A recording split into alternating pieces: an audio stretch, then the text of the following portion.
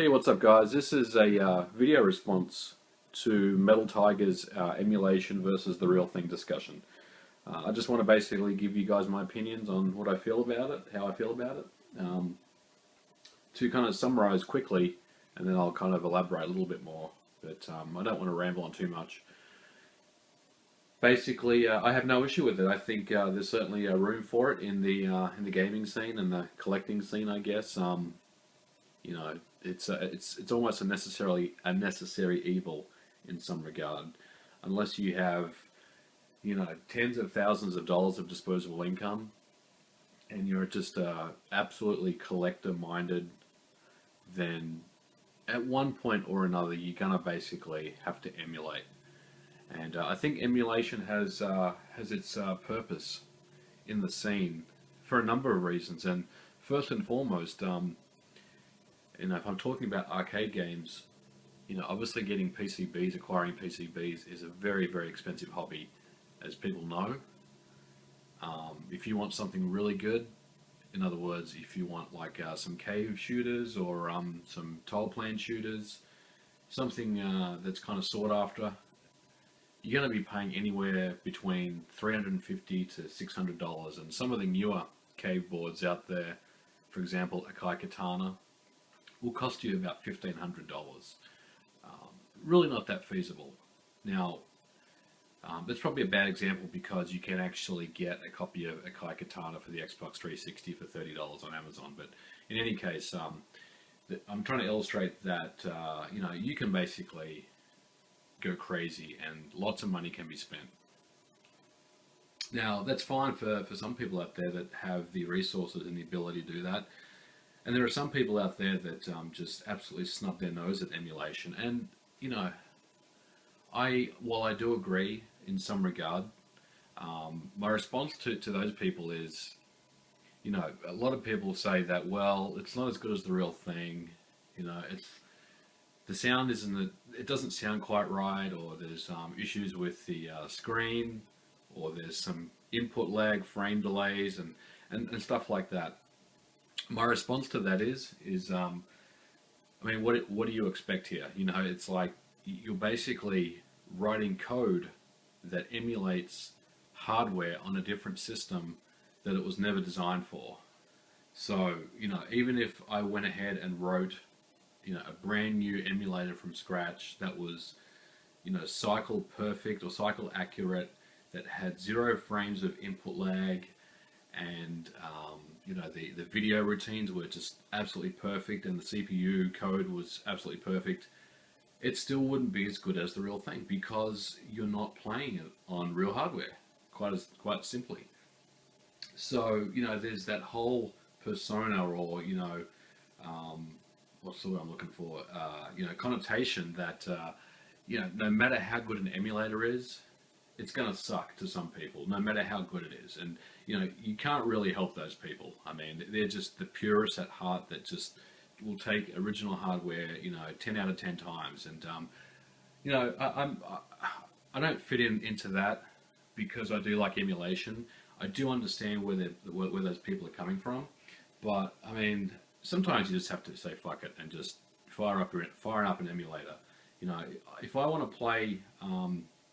if I want to play a tile plan board shooter that, you know, costs $600 to buy from eBay, and I just want to basically get a 15-minute kind of fix of that game, then I think that's, you know, is the easier option. Some people don't agree, but you know, that's the way I feel about it.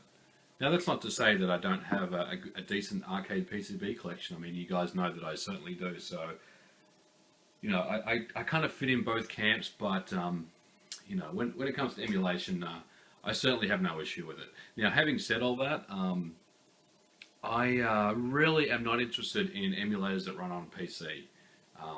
For the simple reason that, you know, when I think of a PC, personally speaking, it's my kind of work machine that I use in my office. I don't actually game off of it or run emulators. I can't see myself sitting in my office chair for 3 hours playing some PlayStation emulator. It's that doesn't really appeal to me very much. So when I talk about emulation, I personally like the console-based emulators. And when I say that, I mean, emulators that run off of Xbox One, Xbox 360, and PlayStation 3 hardware. So what I wanted to show you guys is my setup, my emulation setup. So we're in my games room here, and at the moment, what you're seeing is this is a modified Xbox 360. It's nothing special. It's the reset glitch hacked 360 that's running a copy of Freestyle Dash, which is the homebrew dashboard that some real clever people out there have made. And this is basically my emulators folder. And I'll just go through what I use on my 360 here, and just kind of jump into a couple of things real quick. I also want to show you my Xbox One, if I can, if there's time. So I'm kind of race through this, at least go through this as quickly as I can. But the first and foremost emulator that I use is FBA Next, and this is an arcade emulator that runs about 5,000 different ROMs. So that's pretty cool, and I'll actually jump into that here in a second and give you a little demo of how that works in my setup here.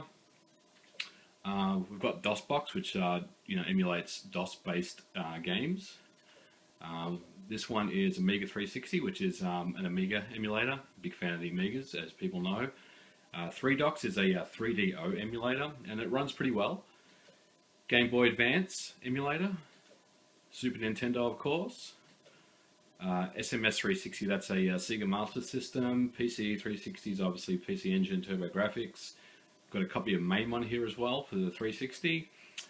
Genesis Plus 360, obviously Genesis, and FCEU, which is a Nintendo emulator. But let me show you the FBA Next here real quick. And basically my setup here is I've got it hooked up to my flat screen TV, and I'm just basically running it off of this thing here, which is a wireless Tekken 6 joystick. It's this stick here is considered pretty crappy by all and sundry, but does the job, and I'm happy with that. So let me show you this here real quick, and some of the features that you get with emulation, console emulation. So this supports about it's 5,606 different ROMs, and there's CPS1 here, CPS2, CPS3, Neo Geo, of course, Taito, Sega, IGS PGM,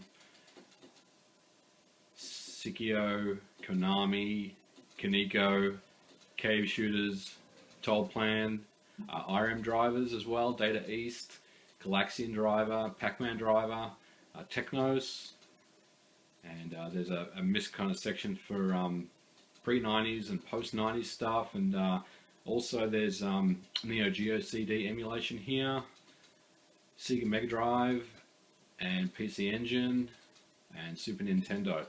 So yeah, I mean, this thing is like the Swiss Army knife of what I use. If I want to play a game, it's almost going to be available in this.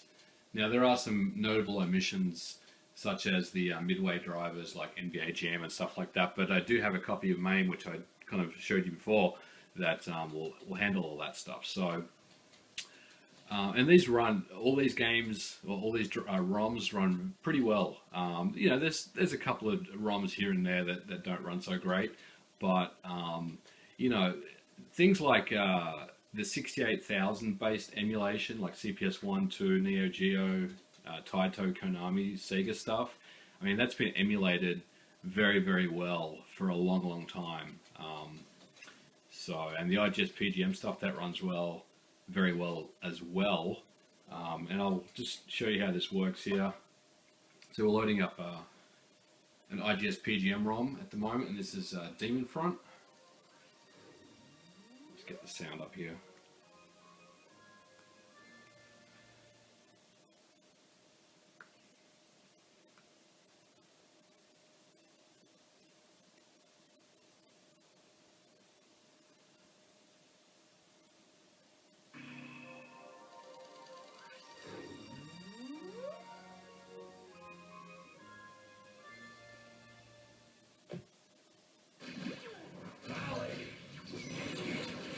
So there it is. That's Demon Front there. Now, this is emulated, of course. So, but you get some really cool things. So you can, you can have save states, which is always nice. Before a boss and all that kind of stuff. And there's like the dip switch menu where you can change your dip switch, and you can map your game inputs depending on what kind of controller you're using.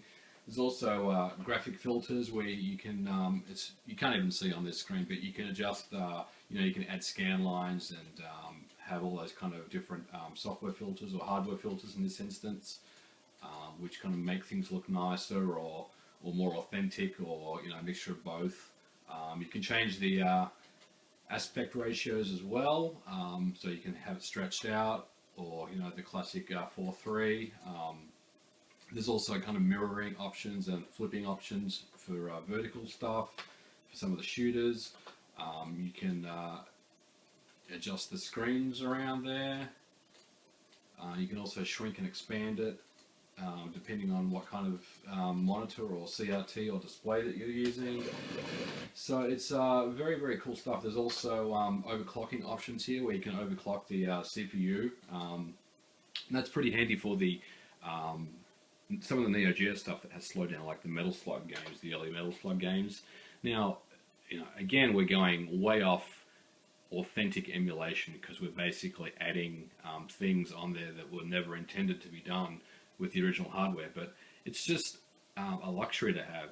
It's always nice to have save states, in my opinion, especially before boss fights. It's very, very handy on some of the cave shooters to understand the bullet patterns of some of the bosses that you encounter. So I have no issue with it at all. I think it's this thing is very handy. And the other thing I will say is I use this a lot before I actually commit to purchasing something. So if there's a PCB that I'm kind of interested in, and some people say, yeah, it's really good, if I have the ability to run it on an emulator like this, I will certainly spend a couple of hours playing it and seeing if I really, really want it. And there have been instances where I have picked something up based on emulation, and there have been times where I've said, nah, I don't think it's really worth dropping $300 or $400 on something. So and Turtles in Time actually was one of those boards that I always wanted to play, because I play Turtles in Time on emulation quite regularly. So that's an example of that.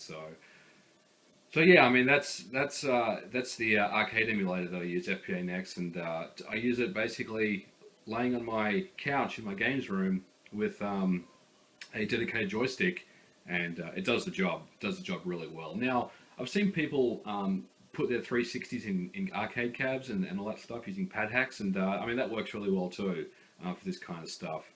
Personally, I'm not really a fan of putting in a console in an arcade cab. That way, I think a console is a console, and it really just should stay outside of an arcade cab and use a cab what it's there for, and that's basically arcade-based jammer PCBs. But that's my personal opinion. Now, some of the other things that I do is on the Xbox 360. I'm sorry, on the Xbox One. Let me flick over to that here if I can. I think it's component 2.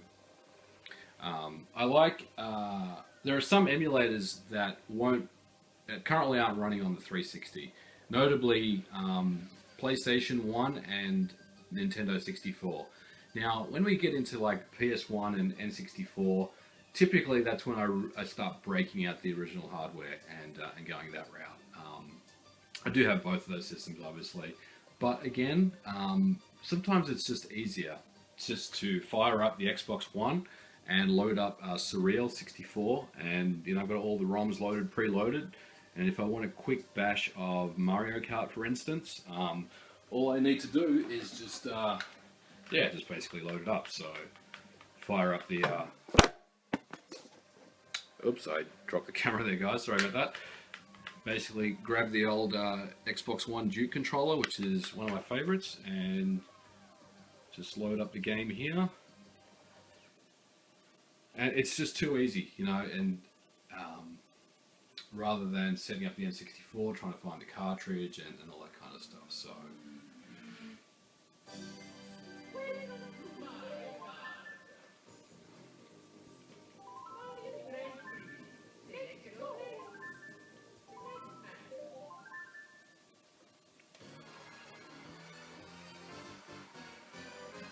And again, you know, with this, you got your save states and all that stuff. Very, very handy.